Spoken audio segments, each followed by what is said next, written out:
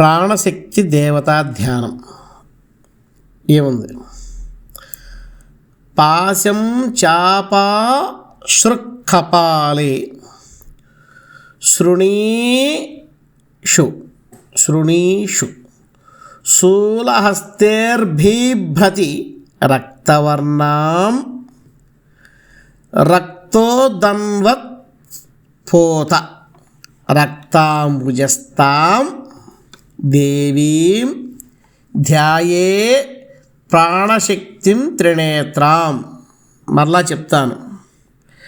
పాశం చాప సృక్కపాలే శృణీషు శూల హస్తేర్బిభ్రతి రక్తవర్ణాం రక్తోదన్వత్ పోత రక్తాంబుజస్తాం ప్రాణశక్తిం త్రినేత్రాం దేవి ధ్యాయేత్.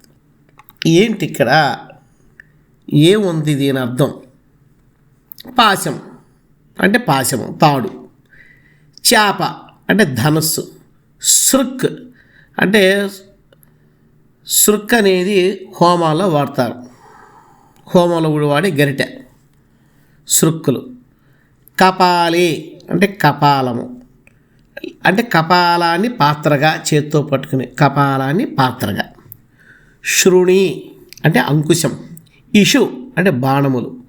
శూల అంటే త్రిశూలము. హస్తేర్బిభ్రతి అంటే ఇవన్నీ చేతుల్లో ధరించి ఉంది.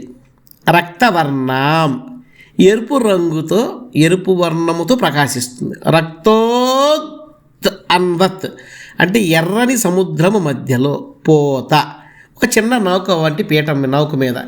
రక్తాంబుజస్తాం అంటే ఎర్రటి రక్తాంబుజస్తాం అంటే ఎర్రటి పద్మం మీద కూర్చుని ఉన్నది. ప్రాణశక్తి స్వరూపిణి అయిన త్రినేత్ర 3 కన్నులు కలది అటువంటి దేవిని నేను దేవీని అటువంటి దేవిని ధ్యానిస్తున్నాను.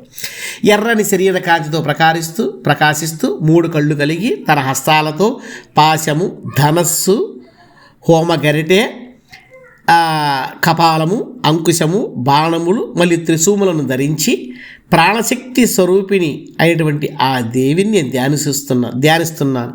ఎక్కడుంది ఆవిడ? ఎర్రటి సముద్రం మధ్యలో ఎర్రటి పద్మంపై ఆసీనురాలయ్యింది. ఆ దేవిని ఇవన్నీ ధరించి పద్మం మీద కూర్చుని, ఆ పద్మం ఎక్కడుంది?